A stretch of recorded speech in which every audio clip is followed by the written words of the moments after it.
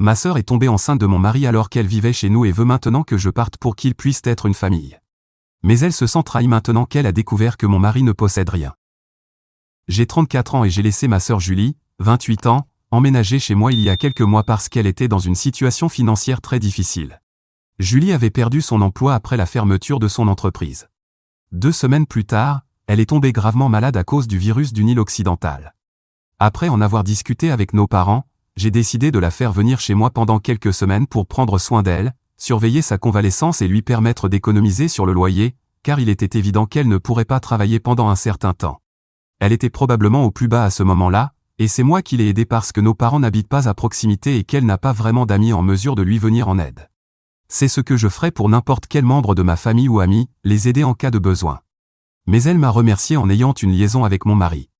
En plus de cela, elle a eu l'audace de me dire que je devrais quitter la maison pour qu'il puisse être une famille heureuse, car elle était enceinte.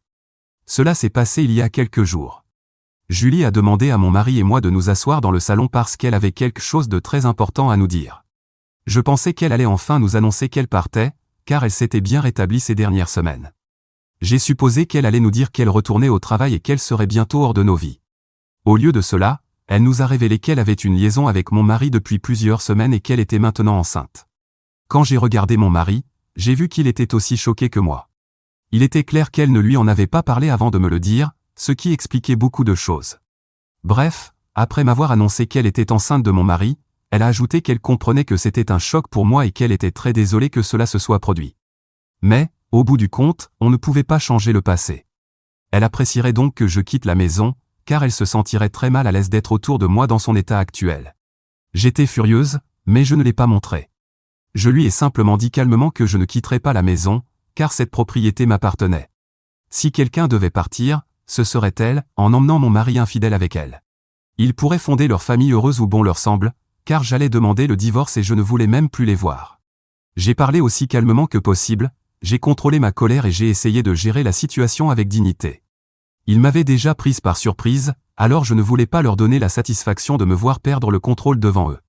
Quand je lui ai dit que cette maison était ma propriété et que je ne partirais pas, elle m'a répondu que je devais partir. Apparemment, elle pensait que je plaisantais. Mais ensuite, mon mari lui a dit que je ne plaisantais pas et lui a expliqué qu'il était un mari au foyer et l'avait toujours été. Il lui avait menti sur tout depuis le début. Pour donner un peu de contexte, mon mari et moi sommes ensemble depuis 8 ans. Nous sommes mariés depuis 5 ans, et quelques mois après notre mariage, j'ai décidé de prendre le risque de créer ma propre entreprise. Heureusement, cela a très bien fonctionné, alors mon mari et moi avons décidé qu'il pouvait rester à la maison et se consacrer à l'écriture, une passion qu'il avait toujours eue mais qu'il pouvait maintenant poursuivre à plein temps. Depuis 4 ans, il reste à la maison, travaillant sur son grand roman et s'occupant des tâches ménagères. Nous n'avons pas d'enfants, donc il n'a pas grand-chose à faire. La propriété et tout le reste sont à moi, car c'est moi qui ai tout acheté, et nous avons tous les deux estimé qu'il était juste que tout m'appartienne. Je parie qu'il le regrette maintenant. Après qu'il a avoué à Julie qu'il ne possédait rien et qu'il lui avait menti sur tout, elle a commencé à perdre son sang-froid, le traitant d'imposteur et de menteur. Même si c'était amusant de la voir s'énerver contre lui, ce n'était pas ce qui m'intéressait à ce moment-là. Je voulais juste qu'ils quittent tous les deux ma maison. J'ai dû intervenir, les empêcher de crier l'un sur l'autre et leur ordonner de partir immédiatement. Je n'étais pas disposé à leur laisser du temps, je voulais juste qu'ils disparaissent. Mon mari est relativement intelligent. Il savait qu'il n'avait aucune chance de s'en sortir, car il n'y a rien de plus important pour moi que mon respect de moi-même et ma dignité. Je n'allais jamais pardonner un infidèle. Alors, en silence, il est allé dans la chambre et a commencé à faire ses bagages. Julie, en revanche, s'est mise à genoux pour me supplier, me disant qu'elle ferait n'importe quoi pour réparer la situation, mais qu'elle avait besoin d'un endroit où rester. Elle a dit que je ne pouvais pas mettre une femme enceinte à la porte, surtout qu'elle portait un bébé qui serait mon neveu. Le fait qu'elle mentionne que nous étions de la famille est ce qui m'a vraiment mis en rage. J'ai attrapé son bras, les forcé à se lever, les conduite jusqu'à la porte, puis je l'ai physiquement poussée dehors. J'ai été très brutal avec elle, mais je n'en avais rien à faire. J'étais furieuse qu'elle ose dire que nous étions de la famille et que je ne pouvais pas la mettre dehors, cela m'a vraiment mis hors de moi. Elle a couché avec mon mari? Nous n'étions pas de la famille à ce moment-là. Mais maintenant, elle voulait utiliser cela comme excuse. Une fois dehors, elle n'arrêtait pas de me supplier de ne pas faire ça, mais j'ai claqué la porte.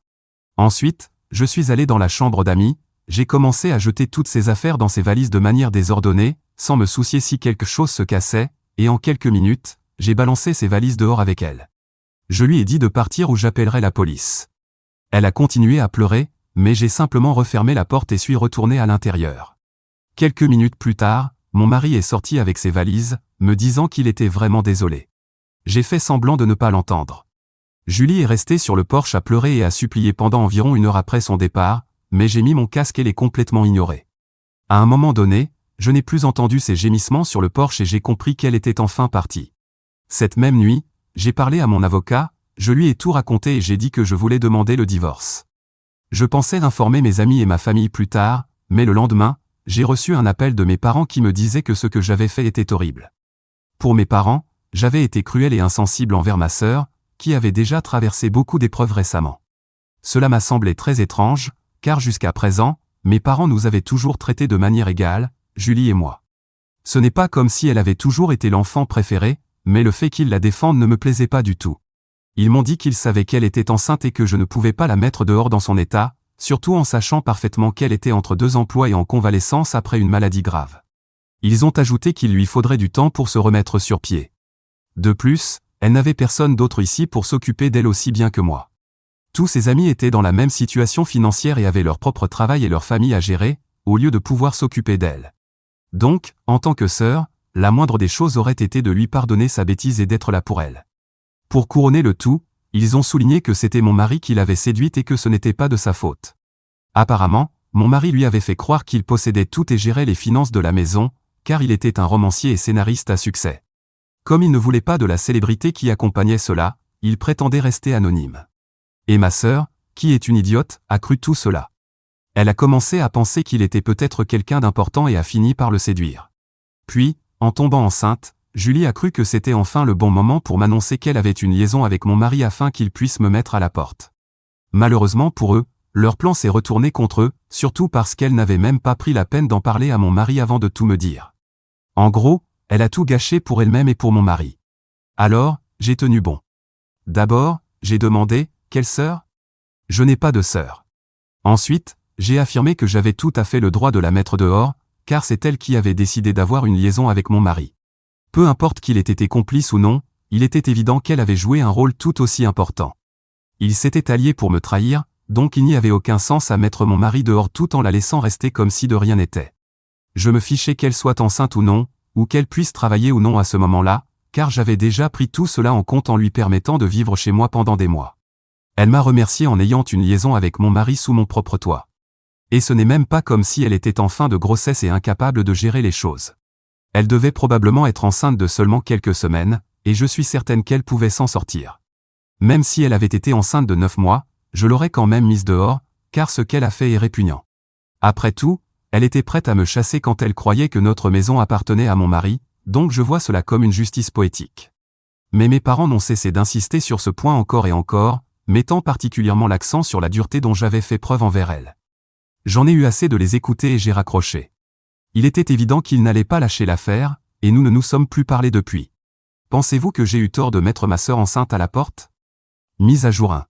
Je sais que certaines personnes pensent qu'expulser une femme enceinte de ma maison est horrible, mais je ne pouvais pas la laisser vivre sous mon toit, c'est de la folie.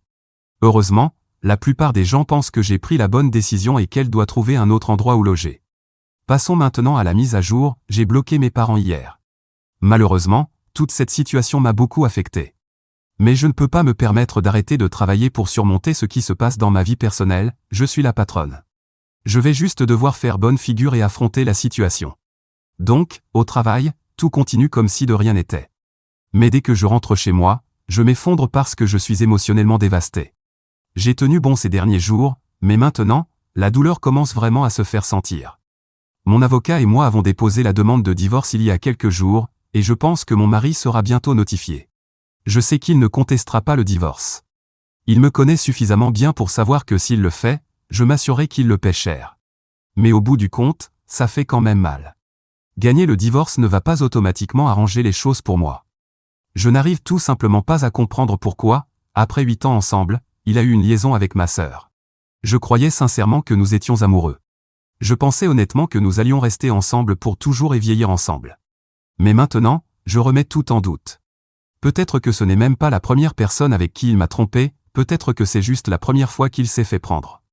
Même cette pensée me brise le cœur, mais il n'y a pas grand-chose que je puisse faire à part l'accepter et essayer d'aller de l'avant.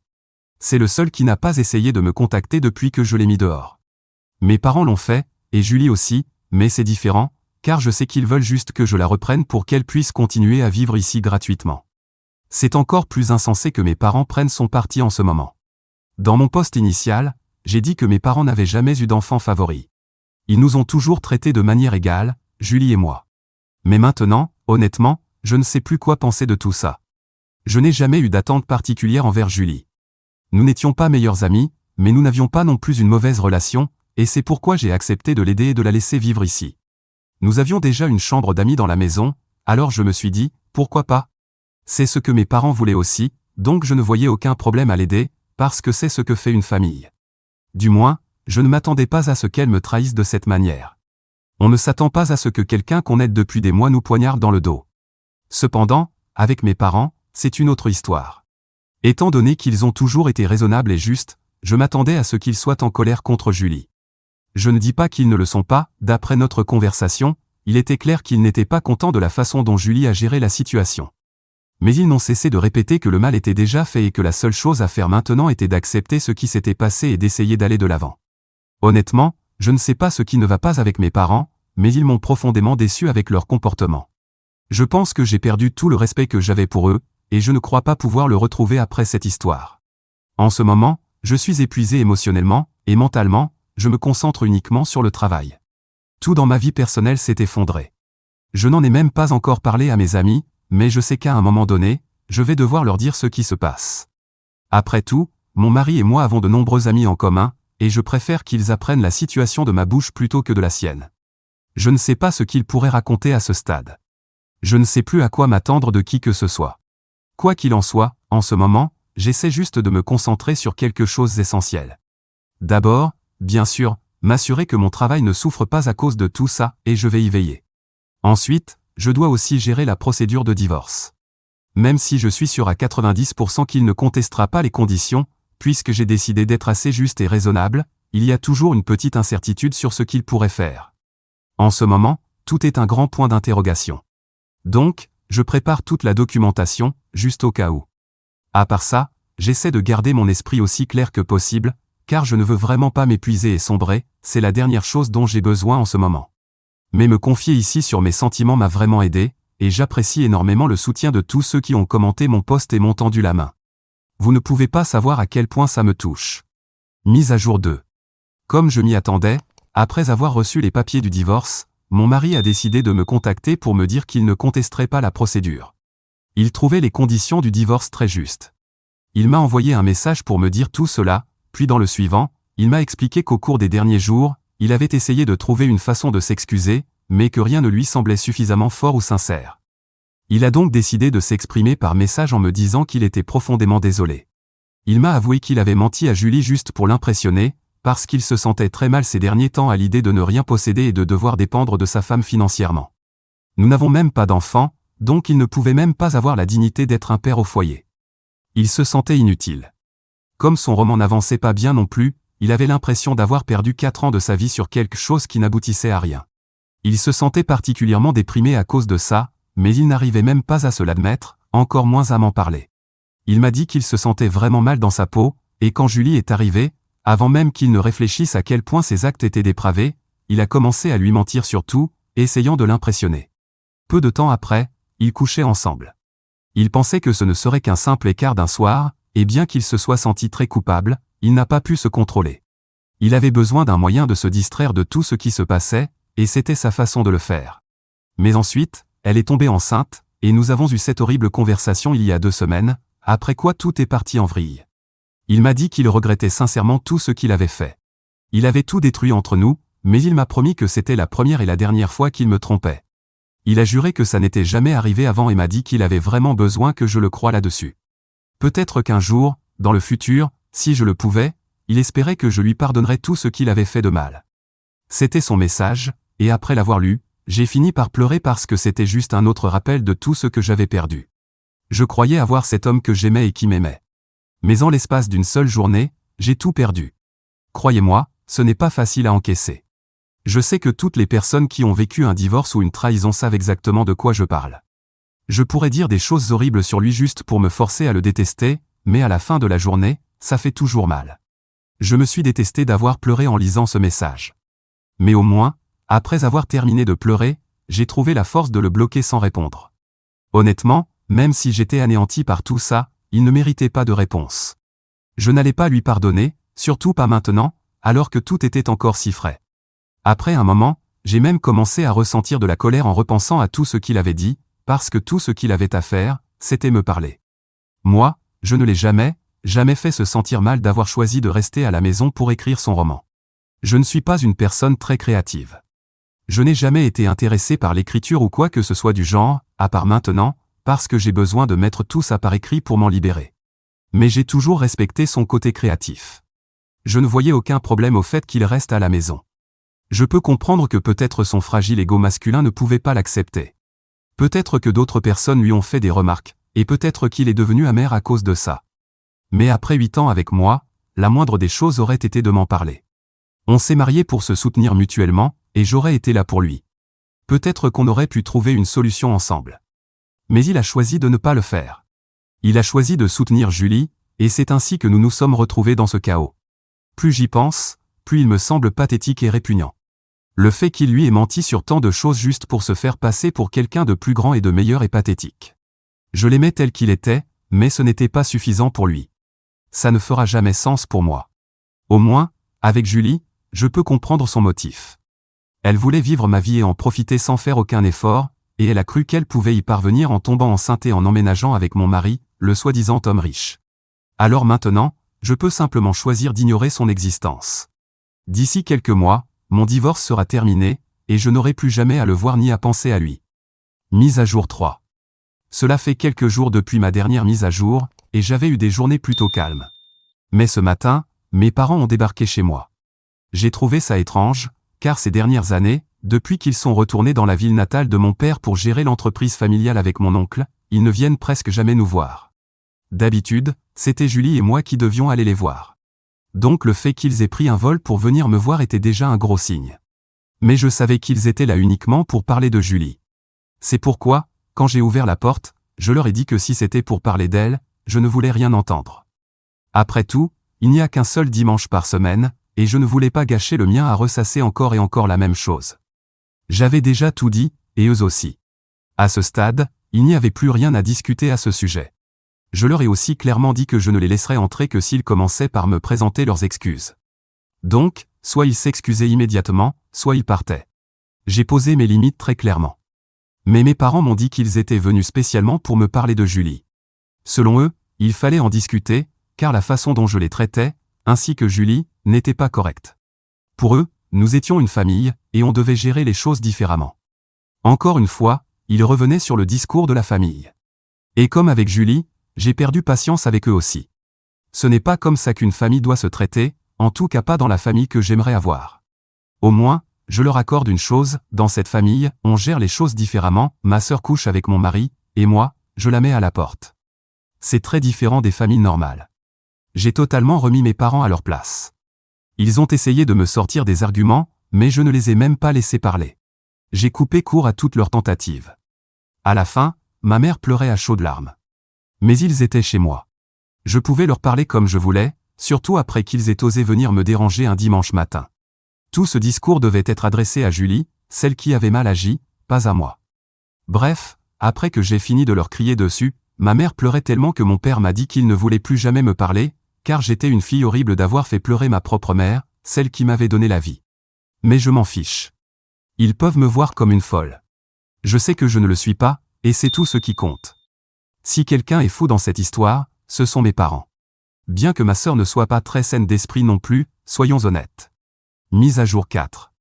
Cela fait 1 mois depuis ma dernière mise à jour, et je n'ai plus eu de contact avec personne de ma famille, ni Julie, et encore moins mes parents. Tout ce que je sais, c'est qu'il continue à lui envoyer de l'argent. Quant à mon futur ex-mari, j'ai entendu dire qu'il vit maintenant chez ses parents. Une fois le divorce finalisé, il prévoit de déménager dans un autre état. Avant que vous ne demandiez, je ne sais pas ce qu'il compte faire pour son enfant. À ce stade, presque tous nos amis savent exactement ce qui s'est passé, et la plupart d'entre eux ont commencé à l'exclure de leur vie. Enfin, la plupart. Certains ne veulent pas s'en mêler et essaient de rester neutres. Tout ce que je sais, c'est que ma vie reprend lentement mais sûrement son cours, et je ferai tout ce qu'il faut pour protéger ma paix désormais. Je ne suis pas encore totalement heureuse, mais au moins je suis en paix, ce qui est déjà une amélioration par rapport au mois dernier. Petit à petit, je sais que je retrouverai le bonheur. Après tout, toutes les mauvaises choses finissent par prendre fin, non? Mise à jour 5. J'ai une mise à jour assez récente, car il y a eu des développements que vous voudrez peut-être connaître. Alors je ne vais pas vous laisser en suspens. Ma sœur a perdu sa grossesse et me tient pour responsable, affirmant que c'est à cause de tout le stress que je lui ai causé. Mes parents sont également sur cette même croisade.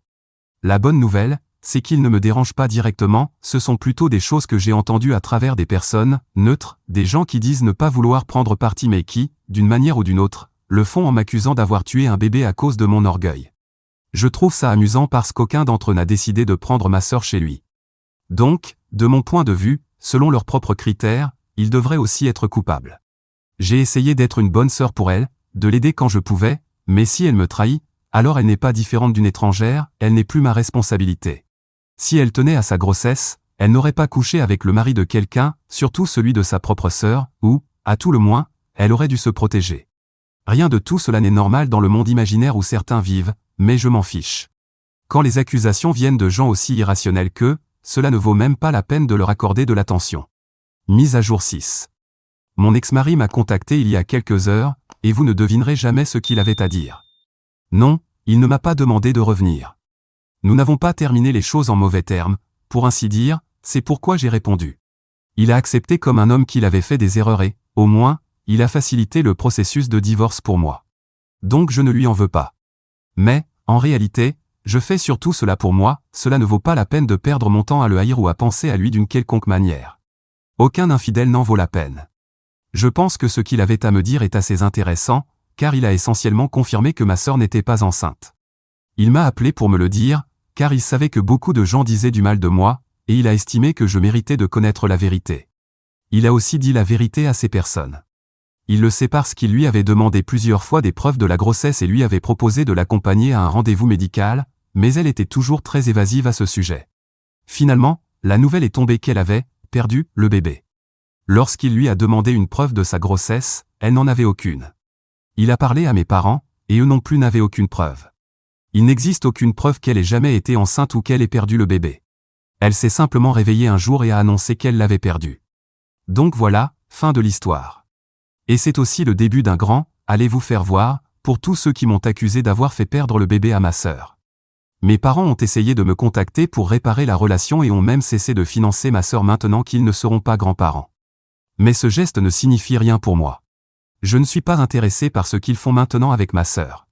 Ce que je voulais, c'était qu'ils me soutiennent, comme n'importe quel parent soutiendrait une fille trahie. Donc non, allez vous faire voir, leur est aussi adressé. Ma sœur a perdu une sœur, une maison et mon aide parce qu'elle a couché avec mon mari et a simulé une grossesse. Et mes parents ont perdu une fille parce qu'ils ont choisi une grossesse imaginaire. Je pense que tous les trois sont prêts à aller à Las Vegas pour jouer, je suis sûr qu'ils s'en sortiront à merveille.